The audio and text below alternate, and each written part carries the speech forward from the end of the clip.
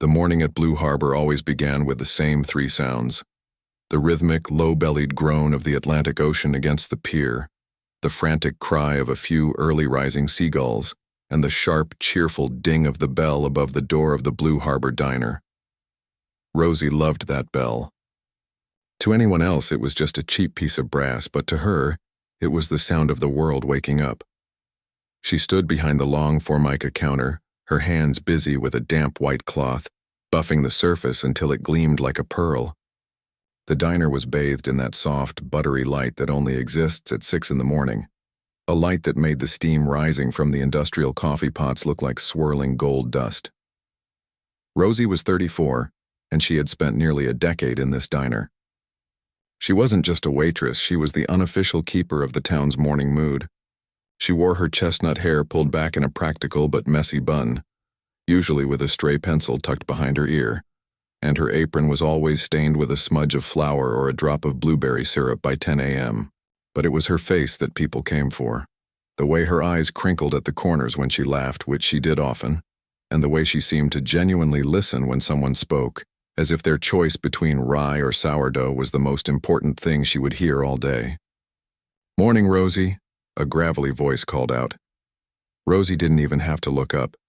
She reached for a thick ceramic mug, the one with the chipped handle that old Pete preferred, and began filling it with black coffee. "Morning, Pete. You're 3 minutes late.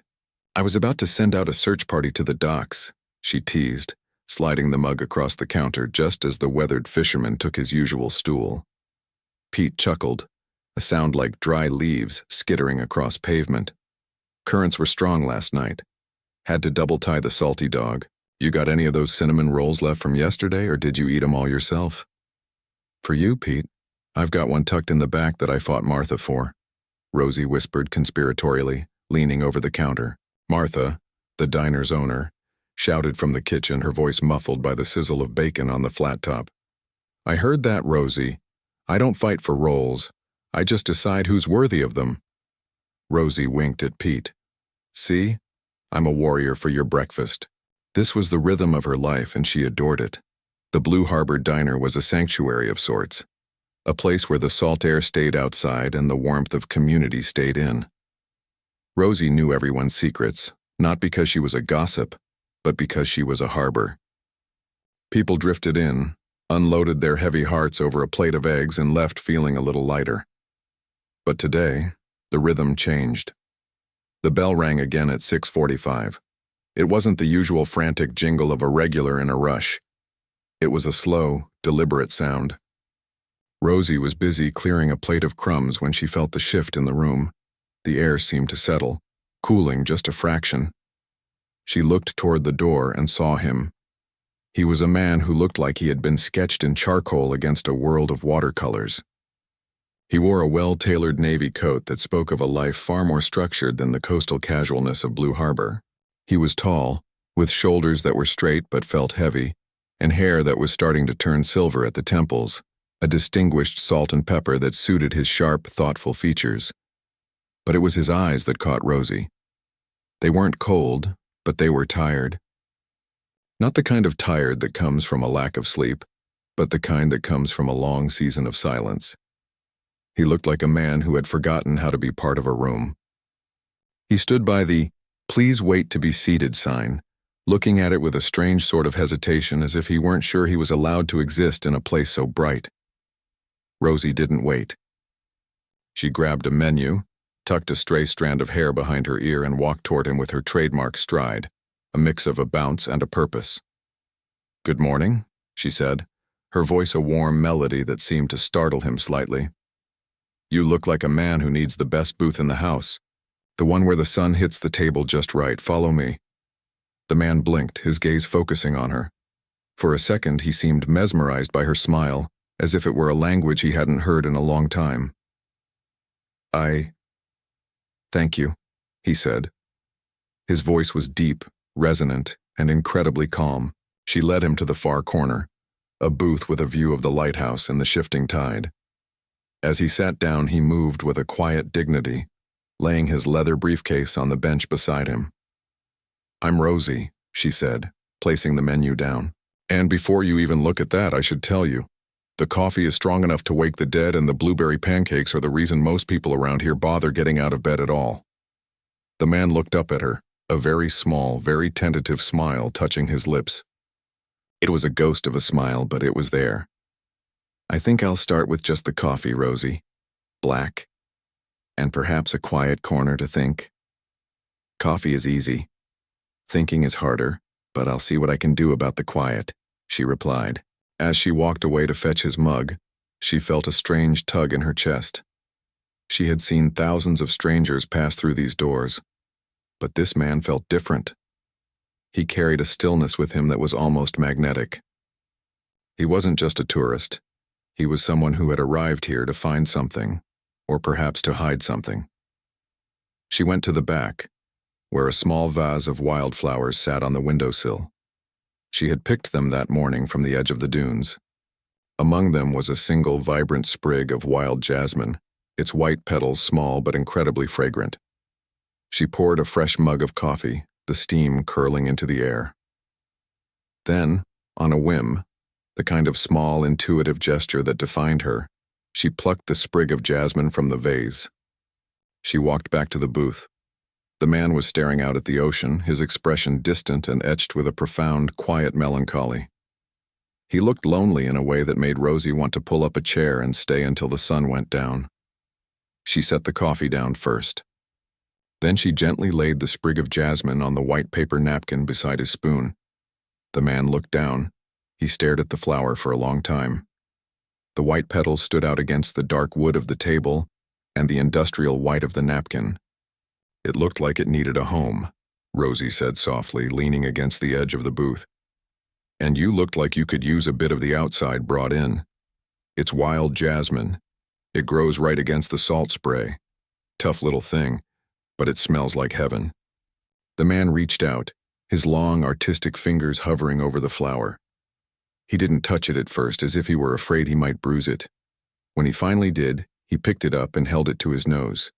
He closed his eyes, and for a brief second, the tension in his jaw relaxed. "It's beautiful," he whispered. "Thank you, Rosie." "You're very welcome," she said, her heart doing a small, happy skip. "Whenever you're ready for those pancakes, just give me a wave. No rush. The ocean isn't going anywhere, and neither are we." She walked back to the counter, but she couldn't help but glance back. He was still holding the flower, looking out at the water, but the gray cloud that had seemed to follow him in didn't look quite so heavy anymore. Old Pete leaned over, gesturing with his thumb toward the back booth. "Who's the professor, Rosie? Looks like he lost his dog and his wallet all at once." Rosie smiled, picking up her cloth to resume her buffing. "He's just a man who forgot that the sun comes up every day, Pete. But don't worry, he's in the right place now." The diner began to fill up. The clatter of silverware, the hum of the local news on the radio, the laughter of the construction crew who always took the big round table in the center. Rosie moved through it all like a conductor, refilling mugs, delivering plates of sizzling eggs, and cracking jokes with the regulars. She checked on the man, Arthur, though she didn't know his name yet, 3 more times. Each time she didn't push. She didn't ask what brought him to Blue Harbor or why he looked so sad. She just offered a warm, "Everything okay?" Or, "Need a warm-up on that coffee?" Each time he looked at her with a growing sense of wonder. To Arthur, who had spent the last year in a world of cold blueprints and even colder boardrooms, Rosie was a revelation. She was color in a black and white world. She was the smell of jasmine and the sound of a genuine laugh. As the clock struck 7:30, the sun fully cleared the horizon, flooding the diner with a blinding, hopeful light. The man in the back booth finally opened his briefcase. He pulled out a pad of high-quality vellum and a charcoal pencil. He looked at Rosie, who was currently balancing 3 plates on one arm while laughing at something old Pete had said. He looked at the way the light caught the flower on her apron. Then he began to draw. Rosie didn't notice. She was too busy being the heart of the room. But as she passed by his table to clear a nearby station, she saw him scribbling with an intensity she hadn't seen before. She didn't interrupt. She just smiled to herself. Whatever was happening in that quiet corner, it was a start. And in Blue Harbor, a start was often the most beautiful thing there was. The morning rush began to taper off around 9:30. The construction crew had filtered out, leaving behind a trail of sawdust and the lingering scent of timber. The sun had climbed higher, turning the ocean from a moody gray to a sparkling, crystalline sapphire. Inside the diner, the air felt thick and comfortable, smelling of maple syrup and the toasted crust of sourdough. Rosie wiped her forehead with the back of her wrist, her cheeks flushed pink from the heat of the kitchen pass. She glanced toward the back booth. The man, the stranger who had carried the silence of the sea in his eyes, was still there. He hadn't touched his cold coffee in nearly 20 minutes.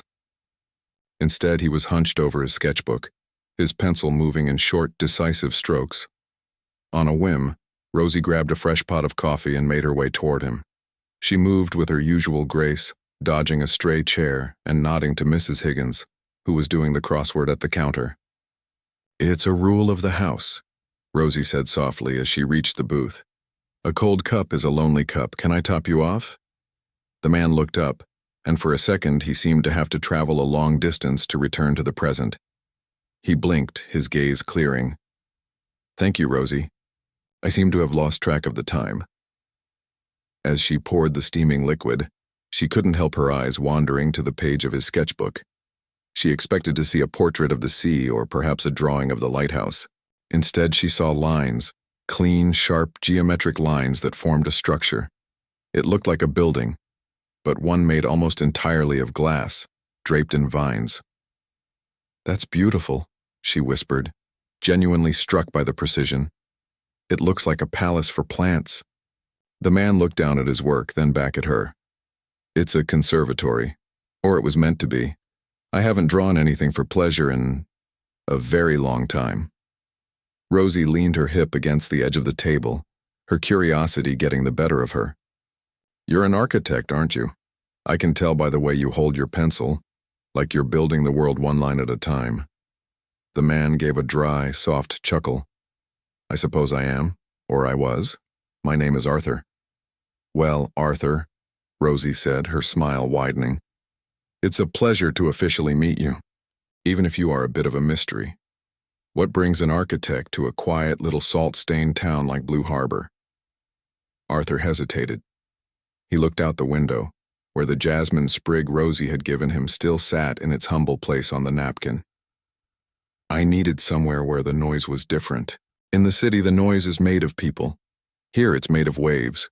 Waves don't ask anything of you." Rosie nodded slowly. She understood that feeling, the need to be still until the pieces of yourself settled back into place. "I get that. Sometimes I go down to the dunes just to listen to the grass hiss. It's the only time my brain stops making to-do lists." "And what's on your list, Rosie?" Arthur asked, his voice gentle, turning the focus back to her with a maturity that made her feel safe. "Besides making the best coffee in the county?" Rosie felt a sudden, rare flush of shyness. She usually kept her dreams tucked away like pressed flowers in a heavy book. But there was something about Arthur, perhaps it was the way he looked at her not as a waitress but as a person, that made her want to share. "I have this silly dream," she started, picking at a loose thread on her apron. "It's not much, but I've always imagined a place that's half diner, half garden, a botanical cafe. You'd walk in and the air would be humid and sweet, smelling of damp earth and blooming lilies. There would be tables nestled under lemon trees, and instead of just coffee, we'd serve herbal teas grown right there on the patio, a place where people could feel like they were breathing again." She laughed, a quick, self-deprecating sound. "Martha says I'm a romantic. I'm probably just a girl who spends too much time in the dirt." Arthur didn't laugh. He looked at her with an intensity that was almost startling. "It's not silly, Rosie. It's a vision. The world needs places where people can breathe." "Maybe," she said, her optimism returning. "I'm actually taking a night class in horticulture starting next week. It's an hour's drive to the community college, but I figure if I'm going to dream it, I might as well learn how to keep the plants alive first." "Knowledge is the foundation of any structure," Arthur said. He looked like he wanted to say more, but the bell rang at the door and a group of tourists came in, loud and demanding. "Duty calls," Rosie said with a wink. Don't let that coffee get cold again, Arthur. I'm watching you. The next hour was a whirlwind. The lunch rush came early, and Rosie was a blur of activity, shouting orders to Martha, soothing a crying toddler, and making sure the salt shakers were full. She didn't have time to look toward the back booth again. When the floor finally cleared and she had a moment to catch her breath, she looked toward Arthur's corner. The booth was empty. A small pang of disappointment hit her. She had hoped to say a proper goodbye. She walked over to the table to clear the dishes. Arthur had left a generous tip, but as she reached for the white paper napkin, she realized it wasn't the one she had placed the jasmine on. That napkin was gone. He had taken the flower with him. In its place was a second napkin, folded neatly. Rosie unfolded it, and her breath hitched in her throat. It wasn't just a sketch, it was a masterpiece in charcoal. Arthur had drawn her botanical cafe. Using the description she had given him, the lemon trees, the glass walls, the sense of a sanctuary, he had rendered a professional, stunning architectural concept. In the foreground, he had even drawn a small figure of a woman with a messy bun and an apron, standing among the lilies looking toward the sun. Underneath the drawing, in a precise, elegant script, he had written, "A dream is a blueprint for the soul. Don't stop building, Rosie. Thank you for the jasmine." Rosie stood frozen, the napkin trembling in her hand. She felt a rush of heat in her chest, a sense of validation she hadn't realized she was starving for. Someone, a stranger, a professional, a man who built real buildings, had seen her dream and told her it was real. "Rosie, you okay? You look like you've seen a ghost," Martha said, coming out from the kitchen and wiping her hands on her stained apron. Rosie didn't say anything. She simply held out the napkin. Martha took it, her eyes widening behind her reading glasses. She let out a low whistle. "Lord have mercy. That man wasn't just a professor, Rosie, he's an artist. Look at the detail on those glass panes. He really listened to you, didn't he?" "He did," Rosie whispered, her voice thick with emotion. "He actually listened." "Well," Martha said, handing the napkin back and resting a heavy, comforting hand on Rosie's shoulder, "I think the universe just gave you a nudge, honey. Maybe those night classes aren't such a crazy idea after all." Rosie looked at the drawing again. She looked at the tiny version of herself standing in a garden of her own making. For the first time, the botanical cafe didn't feel like a daydream she had while scrubbing tables. It felt like a destination. She carefully tucked the napkin into the pocket of her apron, right against her heart. She could feel the slight weight of it there as she moved through the rest of her shift. The afternoon sun began to dip, casting long, amber shadows across the diner floor. Rosie felt a new kind of energy, a quiet, humming resolve. She found herself looking at the empty lot across the street, a patch of overgrown weeds and salt-scrubbed wood, and instead of seeing an eyesore, she saw glass. She saw green. She didn't know if she would ever see Arthur again. People like him usually moved on, drifting through small towns like ghosts. But as she locked the diner door that evening and listened to the familiar groan of the ocean, she felt a profound sense of gratitude. Arthur had given her more than a drawing. He had given her permission to believe in herself. As she walked to her rusted old sedan, she noticed something on the windshield. A small white petal from a sprig of jasmine had caught under the wiper blade. She picked it up, pressing it between her fingers. As Rosie drove home to prepare for her first horticulture class, she knew that the gray man who had walked into her diner that morning had left behind a world that was suddenly, brilliantly in color. The change in the seasons in Blue Harbor didn't happen all at once. It arrived in small, whispered increments. The vibrant golden heat of late August began to mellow into the amber glow of September, and the air took on a crisp, salt-tinged edge that signaled the coming of autumn. For Rosie, this shift in the weather mirrored a shift in her own soul. The napkin sketch Arthur had left behind wasn't tucked away in a drawer. Instead, she had framed it in a simple, weathered piece of driftwood she'd found on the beach and hung it on the wall of her small cottage. Every morning before she pulled on her waitress uniform, she would look at it. It was her silent promise to herself. Her life had taken on a new, exhausting, and exhilarating rhythm. Her days still began at the diner at 5:30 a.m. But her evenings were no longer spent curled up on the sofa with a book. Instead, twice a week she climbed into her rusted sedan and drove an hour inland to the community college. The night classes were held in a low-slung brick building that smelled of floor wax and old paper. Rosie was the oldest student in the Introduction to Coastal Horticulture course, surrounded by 20-year-olds who moved with the frantic energy of youth. At first she felt like an interloper, her hands, calloused from years of carrying heavy trays, trembling as she tried to master the Latin names of local flora, Juniperus virginiana, Ammophila breviligulata. The words felt like stones in her mouth. But then there was the soil. In the campus greenhouse under the humid, glass-paned roof, Rosie found her peace. She loved the way the dark earth felt under her fingernails, the way it held the heat of the day. She discovered she had a natural intuition for the plants. She could tell by the slight curl of a leaf or the paleness of a stem exactly what a seedling was thirsting for. One Tuesday evening, after a particularly grueling shift at the diner followed by a 3-hour lecture on soil pH, Rosie drove back to Blue Harbor feeling hollowed out by fatigue. The moon was a sliver of silver over the dark expanse of the Atlantic as she pulled into her driveway. Her back ached, and her mind was a jumble of nitrogen levels and drainage patterns. She sat in her car for a moment, the engine ticking as it cooled. She wondered, for a brief, dark second, if she was being foolish. Who was she to think she could open a business? She was a waitress. She was 34. She was tired. But then she looked at her porch. There, sitting on the top step, was a small ceramic pot.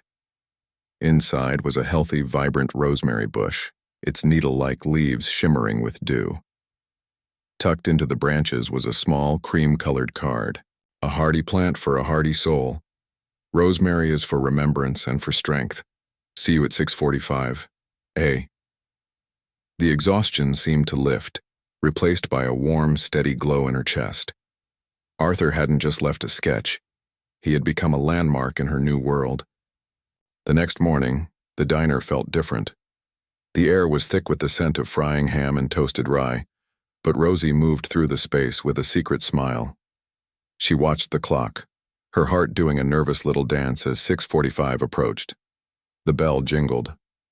Arthur walked in, looking more at home than he had weeks ago. He had traded his heavy navy coat for a charcoal wool sweater, and he carried a satchel that looked suspiciously like it was filled with books. He didn't wait to be seated. He walked straight to his booth in the corner. Rosie was there within seconds, a fresh mug of coffee in her hand. "Rosemary?" she asked, her voice low and playful as she filled his cup. Arthur looked up, and for the first time the gray cloud in his eyes had been replaced by a soft, observant light. "I walked past a nursery in the city yesterday. It looked like it was waiting for someone who knew how to talk to it. I thought of you." "It's beautiful," Rosie said, leaning against the booth.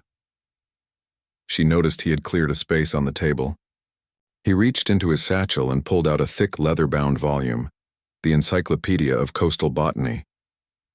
"I thought you might find this useful for your classes," he said, sliding the heavy book toward her. "I used it years ago when I was designing a park in Maine. It's a bit old-fashioned, but the diagrams on root systems are the best I've ever seen." Rosie touched the worn leather of the cover, her fingers tracing the gold-embossed letters. "Arthur, it's too much. I can't take this." "It's not a gift, Rosie. It's a loan," he said, his voice steady and reassuring. "Think of it as a collaboration. I provide the technical history, and you provide the vision." Over the next month, their relationship evolved into a beautiful, quiet routine. Arthur became her silent anchor. He would sit in the booth for hours, working on his own architectural projects while Rosie worked her shift. During her breaks, she would slide into the seat across from him. They didn't talk about the weather or the news. They talked about light. They talked about how a room should feel when you first enter it. They talked about the way a garden shouldn't just be seen, but heard. The rustle of grasses, the hum of bees. The town began to notice. Old Pete, who usually kept his nose in his coffee, started bringing in small gifts for Rosie's practice garden at home. One day it was a bag of sun-bleached seashells for drainage. Another day it was a weathered piece of lattice he'd salvaged from an old fence. "Heard you're growing things, Rosie," Pete said one morning, gesturing with a gnarled thumb toward Arthur's booth.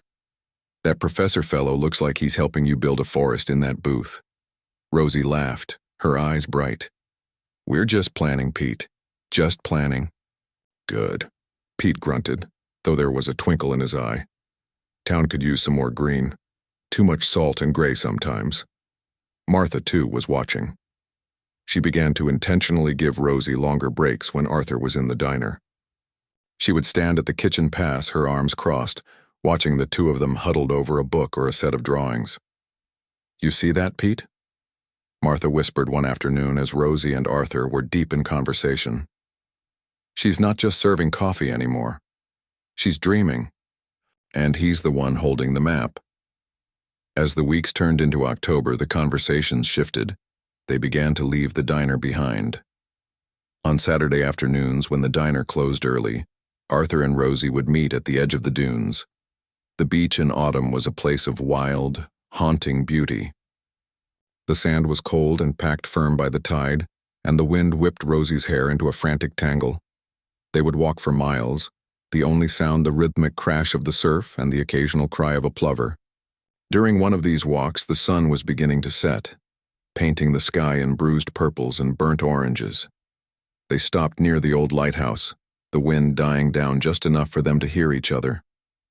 "Why did you stop?" Rosie asked softly. She didn't have to specify what she meant.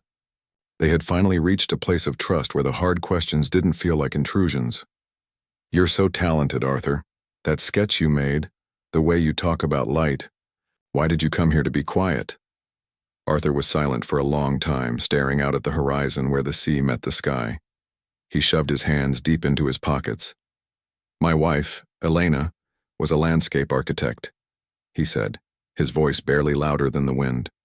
"We were a team. She did the life and I did the bones. We built beautiful things together. But when she passed away 3 years ago, the bones didn't seem to matter anymore. A building is just a shell if there's nothing living inside it." He turned to look at Rosie, his expression vulnerable in a way that made her heart ache. "I came here because I wanted to find a place where nothing was built, just the ocean. I thought I was finished. But then I walked into a diner and met a woman who wanted to plant a garden in a place where only salt grows." Rosie reached out, her hand hesitant before she rested it on his arm. The wool of his sweater was soft under her palm. "I'm so sorry, Arthur." "Don't be," he said, and he actually smiled, a real warm smile that reached his eyes. "You reminded me that things can grow again, even in the salt." In that moment, the air between them changed. It wasn't just about a cafe or a garden anymore. It was about the slow, steady realization that they were no longer two people navigating their own separate griefs and dreams. They were becoming a we. Rosie went home that night and looked at her practice pots. The rosemary was thriving despite the cold. She realized that, like the plants, she was changing.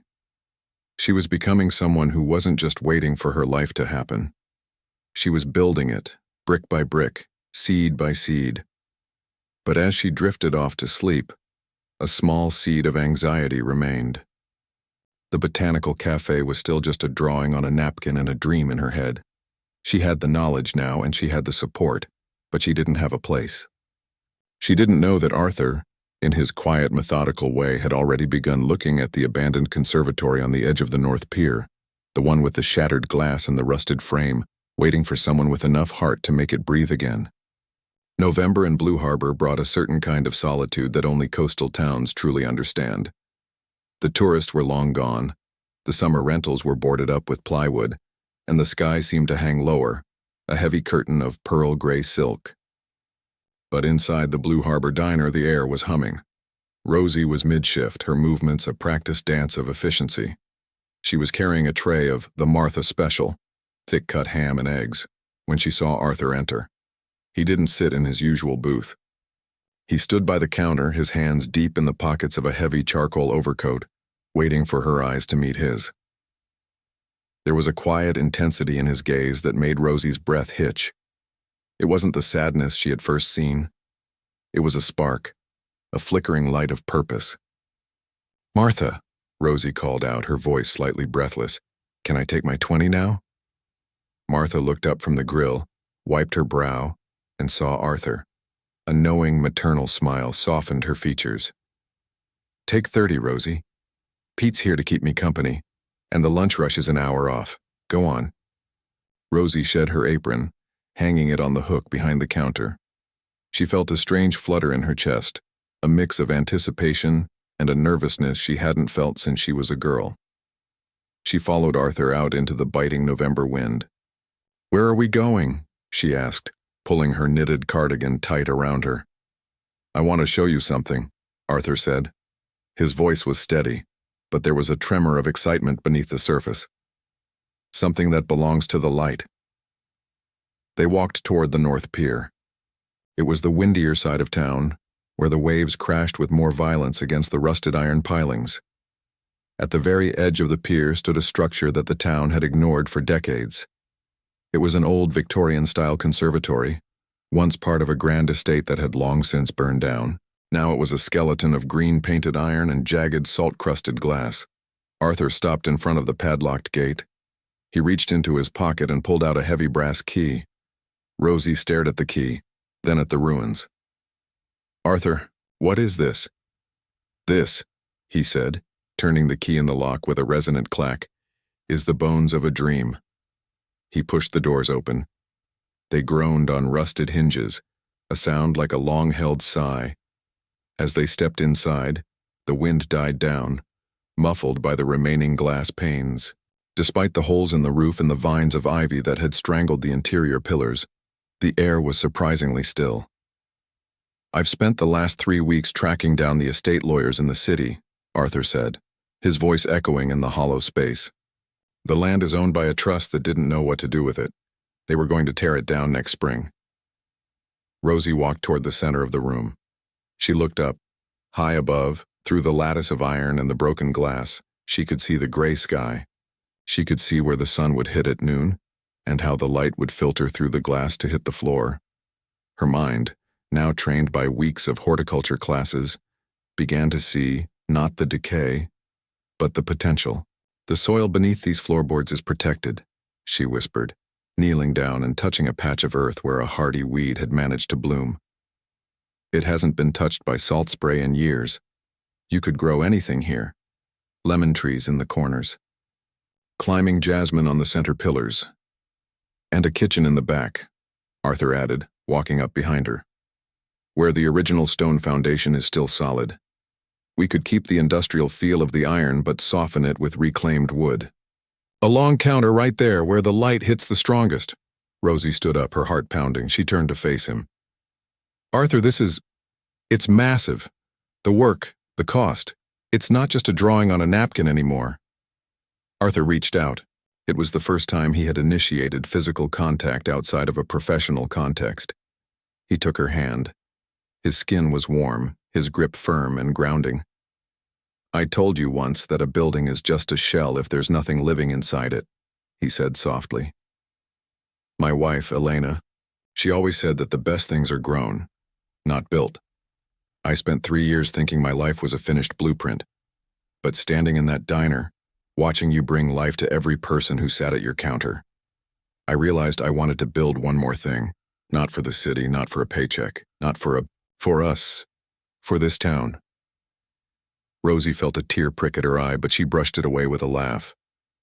"I'm just a waitress, Arthur. I have $300 in a jar under my bed and a half-finished certificate in plant science. And I am an architect who forgot why he loved the sun," Arthur replied. "We are a partnership, Rosie. I have the resources and the bones. You have the heart and the green. Let me do this. Let's do this together." The "we" hung in the air, heavier and more beautiful than the iron structure surrounding them.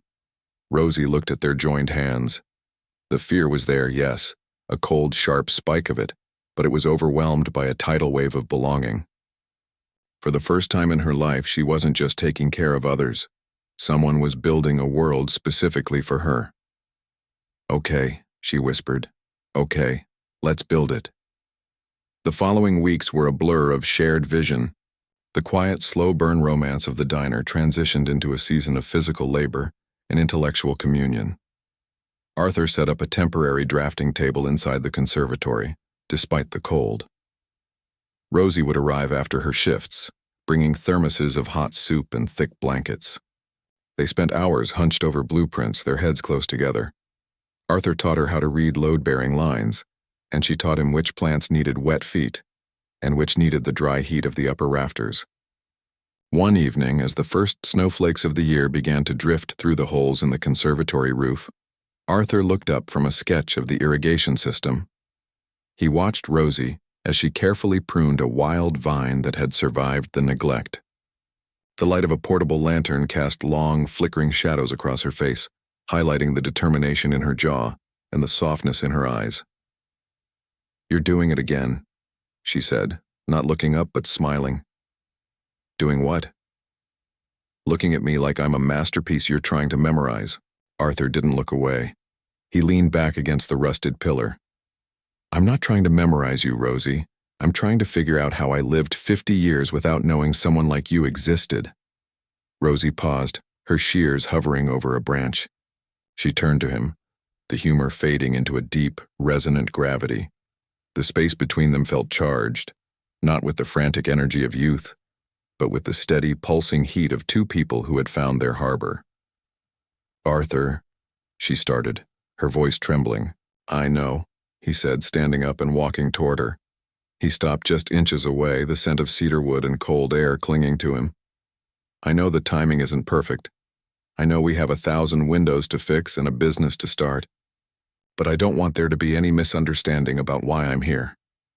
He reached out, his thumb grazing her cheekbone. "I'm here for the garden, Rosie, but I'm mostly here for the gardener." Rosie leaned into his touch, closing her eyes. The will-they, won't-they tension that had simmered for months finally reached a point of beautiful, quiet clarity. There was no grand cinematic kiss yet. That wasn't their way. Instead, there was a leaning in, a forehead pressed against a forehead, a shared breath in the freezing air that felt warmer than a summer day. The community, too, began to stir. Old Pete was the first to show up. He arrived one Saturday morning with a truckload of reclaimed cedar planks. "Heard you two were trying to fix this old bird," he grunted, nodding toward the conservatory. "Found these in a barn out near the marshes. Good wood, salt-cured. It'll last another 100 years. Martha followed shortly after, bringing a box of old industrial light fixtures she'd been saving in the basement for no reason. She stood in the center of the mess, her hands on her hips, nodding in approval. "It's going to be beautiful, Rosie," Martha said, her voice uncharacteristically soft. "This town has been a bit too gray for a bit too long. You're bringing the color back." The soft tension of the project began to weigh on Rosie. She was still working full-time at the diner to save every penny, and the physical toll of cleaning, scraping rust, and studying was starting to show. Her infectious laughter was replaced by a quiet, focused exhaustion. One night, Arthur found her asleep at the drafting table, her head resting on a diagram of the tea station. He stood there for a long time, the weight of his devotion visible in the way he adjusted her blanket. He realized that for Rosie, this wasn't just a business. It was her entire identity being reborn, and he vowed silently that he would be the foundation that never cracked, no matter how heavy the dream became. A letter arriving from the town council. The North Pier was technically under historical review, and their permits for the Botanical Cafe were being questioned. As Rosie stood in the middle of her half-finished garden, holding the official-looking envelope, the wind outside howled. She looked at Arthur, who was across the room holding a pane of new, clear glass. The dream was so close she could smell the jasmine, but the world was reminding her that nothing beautiful is ever grown without a struggle. The letter from the town council felt like a cold draft in a warm room. It sat on the center of the drafting table, its official seal looking sharp and unforgiving against the soft charcoal sketches of lily ponds and tea stations. The historical review was a polite way of saying the town wasn't sure if a waitress and a stranger belonged in the most prominent spot on the North Pier. For 3 days, Rosie felt the old familiar weight of just She was just a waitress. She had just a dream. But when she walked into the diner that Tuesday morning, she didn't find the usual quiet sympathy. "I heard about the council, Rosie," Mrs. Higgins said, not looking up from her crossword. "They're worried about the character of the pier, as if a pile of rusted iron and broken glass has more character than a garden. They have a meeting tonight," old Pete added, slamming his palm on the counter for emphasis. 7 o'clock. I've already told the boys at the dock to wash their faces and show up. We aren't letting them vote no on the only bit of hope this town has seen in a decade." Rosie looked at Martha, who was leaning against the kitchen pass. Martha winked. "You don't just serve coffee, honey. You've been the heartbeat of this place. Now the heart is just moving down the street." That evening, the town hall was packed. The air was thick with the scent of damp wool and old wood. Rosie sat in the front row, her hands clasped tightly in her lap. Beside her, Arthur sat like a statue of calm. He wore a crisp white shirt and a dark blazer, his professional dignity acting as a shield for her nerves. When the council head, a stern man named Mr. Henderson, called for comments, Arthur stood first. He didn't speak as a dreamer, he spoke as an architect. He showed slides of the conservatory's original 1890 blueprints, which he had recovered from a city archive. He spoke of structural integrity, of historical restoration, and of how the Botanical Cafe would preserve the town's heritage while bringing in new life. His voice was steady, resonant, and undeniably authoritative. But then he turned to Rosie. "However," he said, his voice softening, "an architect only builds the house. It takes a certain kind of spirit to make it a home. And Blue Harbor has had that spirit serving them breakfast for 10 years. Rosie stood up. Her heart was hammering against her ribs like a trapped bird. She didn't look at the council. She looked at the faces in the crowd, the fishermen, the teachers, the retired couples who had sat in her station for years. "I don't know much about historical reviews," she began, her voice gaining strength with every word. "But I know about roots. I know that for a long time this town has felt like a place where things stop growing. We've become a place people visit, but not a place where people stay to breathe. I want to build a garden where the salt doesn't kill the flowers. I want to build a place where a person can sit with a cup of tea and feel, just for an hour, like the world is blooming instead of ending." The silence that followed was heavy, until old Pete stood up. "She's right," he grunted. "Vote yes, Henderson, or I'm never selling you my catch again." A ripple of laughter broke the tension. The vote was unanimous. The dream was no longer a secret. It was a mandate from the community. The transition from winter to spring was the most physical period of Rosie's life. The conservatory became a hive of activity. Arthur managed the contractors, his eye for detail ensuring that every pane of glass was set perfectly, while Rosie spent her afternoons at the nursery. By late April, the transformation was complete. The Botanical Cafe was no longer a ruin. It was a cathedral of light. The rusted iron had been painted a deep forest green. The jagged glass had been replaced with clear, tempered panes that made the interior feel like it was part of the sky. Inside, the atmosphere was a revelation. It was humid, sweet, and vibrantly alive. In the corners, Meyer lemon trees grew in large terracotta pots, their blossoms filling the air with a clean citrus scent. Climbing jasmine moved up the central pillars, its white star-shaped flowers just beginning to open. Rosie had designed the tea station out of reclaimed cedar, and the counter gleamed with the same care she had once given the diners for Micah. On the wall behind the counter, in a place of honor, hung the driftwood frame containing Arthur's original napkin sketch. The grand opening was a Saturday in May. The salt air outside was cool, but as the townspeople stepped through the heavy glass doors, they were greeted by the warmth of a tropical afternoon. Rosie wore a dress the color of sage, her hair tucked back with a single sprig of jasmine. She wasn't running, she was gliding. She wasn't just taking orders, she was hosting a celebration. Even Mrs. Gable, the town's most formidable critic, sat in a wicker chair under a hanging fern, sipping a cup of chamomile and lavender tea. "It's acceptable, Rosie," she murmured, which from her was the equivalent of a standing ovation. Arthur stayed in the background, as he always did. He watched her move through the greenery, her face lit with a joy so profound it seemed to brighten the room more than the sun did. He saw the way she touched a leaf as she passed, the way she remembered exactly how much honey old Pete liked in his tea. He realized that while he had built the bones, she had provided the soul.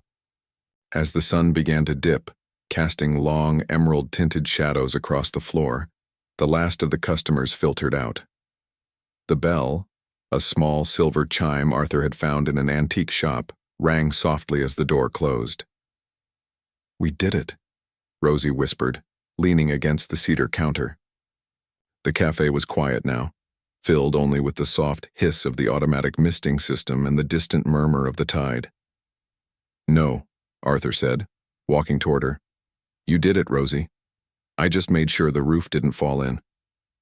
"Come with me," he said, taking her hand. He led her to the very back of the conservatory, through a set of French doors that opened into a small private courtyard they had nicknamed the Hidden Garden. It was a sanctuary within a sanctuary, shielded from the wind by high stone walls and filled with rows of potted lavender and climbing roses that hadn't yet bloomed. The twilight was a deep, bruised purple. A string of small fairy lights Arthur had hidden in the trellis flickered on, reflecting in the hundreds of glass panes above them. "Rosie," Arthur said, his voice dropping to that low, resonant tone that always made her feel safe. He didn't drop to one knee. That wasn't his style. Instead, he took both of her hands in his and looked her directly in the eyes. "When I came to this town, I was a man who only saw the lines of what had already been built and what had already been lost. I thought the best parts of my life were behind me, sketched in ink that had already dried." He squeezed her hands. "But you showed me that life isn't a blueprint. It's a garden. It needs tending, it needs patience, and most of all, it needs light. You are the light, Rosie. Not just for this cafe, but for me." He reached into his pocket and pulled out a simple, elegant ring, a gold band fashioned to look like a twisting vine, with a small, clear diamond that looked like a drop of morning dew. "I don't want to just be the man who built the bones of your dream," he said. "I want to be the man who stays to help you tend it. I want to spend my autumn years and every season after that by your side. Rosie, will you marry me?" The silence of the garden was absolute, broken only by the rhythmic thrum of Rosie's own heart. She looked at the ring, then at the man who had seen a waitress and recognized a visionary. She thought of the jasmine on the napkin, the long walks on the cold beach, and the way he had never once made her feel just like anything. "Yes," she whispered, her voice thick with happy tears. "Yes, Arthur. 1,000 times yes." As he slipped the ring onto her finger, the scent of the evening lavender rose up around them. They stood there in the center of their hidden garden, two people who had found each other in the salt and the gray, and decided to build something green. The town of Blue Harbor slept on, unaware that its heart had finally fully bloomed. But the cliffhanger was a soft one. The realization that the Botanical Cafe was now complete. But their real life together was only just beginning. The morning of the wedding, Blue Harbor was blessed with a rare glass-calm sea. The Atlantic looked less like a wild beast and more like a vast, shimmering silk sheet, reflecting a sky so blue it felt like a promise. Inside the Botanical Cafe, the air was already thick with the scent of blooming jasmine and the sweet, herbal notes of freshly steeped mint tea. Rosie stood behind the cedar counter, but today, she wasn't wearing her apron. She wore a robe of soft cream silk, watching the dust motes dance in the cathedral-like light of the conservatory. Beside her stood Chloe, a 19-year-old with bright, nervous eyes and a ponytail that never seemed to stay centered. Chloe was the cafe's newest hire, a local girl who had walked in 3 months ago looking for just a job, and had found, under Rosie's wing, a passion for soil and service. "Remember, Chloe," Rosie said softly, her hand resting on the girl's shoulder as Chloe fumbled with the antique silver tea strainer. "People don't just come here for the tea. They come because they need a minute where the world isn't shouting at them. You give them that minute and the rest takes care of itself." Chloe looked up, her expression one of pure adoration. "I know, Rosie. I just want it to be perfect today, especially for you." Rosie smiled, a deep, resonant warmth filling her chest. She saw so much of her younger self in Chloe, the same nervous energy, the same hidden potential. She realized then that her dream hadn't just been about building a cafe. It had been about creating a space where the next generation of just girls could find their roots. "It's already perfect," Rosie whispered. The ceremony took place in the late afternoon, just as the sun began its descent, turning the glass walls of the conservatory into a shimmering cage of gold. It was intimate, cozy, and filled with the people who had become their chosen family. Old Pete sat in the front row wearing a suit that smelled faintly of mothballs and seawater, his gnarled hands resting on his knees. Martha sat next to him, dabbing at her eyes with a lace handkerchief, looking more like a proud mother than a boss. The diner regulars filled the remaining chairs, their faces softened by the greenery surrounding them. Arthur stood at the front, near the lemon trees. He was no longer the man sketched in charcoal. He wore a tailored suit of slate blue, but it was his face that had changed the most. The heavy gray silence was gone, replaced by a steady, radiant peace. He looked like a man who had finally come home. When the doors opened and the small silver chime rang, the room went silent. Rosie walked down the aisle, which had been lined with pots of fragrant lavender and white roses. She wore a gown of simple, elegant lace, her hair adorned with a crown of the same wild jasmine she had once given to a stranger on a paper napkin. As she reached Arthur, the sound of the ocean outside provided the only music they needed. They didn't need a grand orchestra. The rhythmic heartbeat of the tide was enough. "I used to think that a life was something you survived," Rosie said, her voice clear and steady as she held Arthur's hands. "I thought my job was to be the harbor for everyone else while I stayed out at sea. But you didn't just walk into my diner, Arthur. You walked into my life and showed me that I was allowed to plant my own seeds. You built the walls that kept the salt away, and in return, you gave me the courage to bloom. I promised to be your gardener, your partner, and your home, through every season we have left." Arthur's voice was lower, thick with emotion. "I spent most of my years building structures of stone and steel, thinking that permanence was something you could engineer. But you taught me that the only thing that truly lasts is kindness. You took a man who was a ghost and gave him a reason to watch the sun rise again. I promised to hold the light for you, Rosie, always."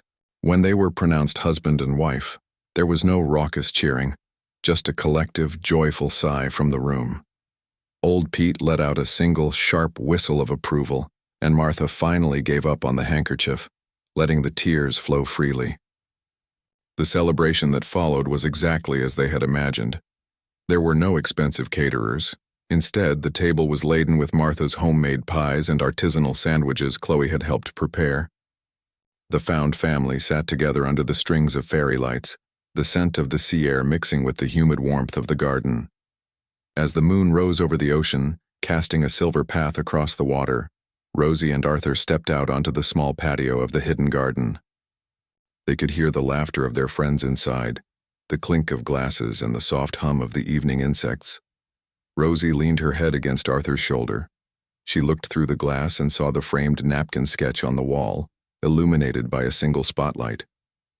It looked like a relic from a different life, a humble beginning that had led to this magnificent reality. "You know," she whispered, "I still have that first sprig of jasmine. I pressed it into the back of my horticulture book." Arthur smiled, kissing the top of her head. "And I still have the napkin you served it on. It's in my briefcase. I take it to every meeting I have in the city just to remind me what's real." They stood there for a long time, watching the tide come in. There was no more anxiety, no more soft tension, no more fear of the future. They were two people in their autumn years who had found a second spring. The story of the waitress and the architect wasn't a fairy tale. It was a story of work, of patience, and of the quiet revolutionary power of noticing someone else's sadness. In the small town of Blue Harbor, a garden had grown where everyone said it couldn't, and as the lights of the conservatory twinkled like a fallen constellation against the dark coastline, it was clear that the Botanical Cafe, was more than a business. It was a testament to the fact that it is never ever too late to find where you belong. Rosie closed her eyes, breathing in the scent of the jasmine and the salt, knowing that tomorrow morning she would wake up, the bell would ring, and the world would be in full, beautiful color. If you like this story, please leave a comment. I read every single one. Thank you very much for watching, and until next story.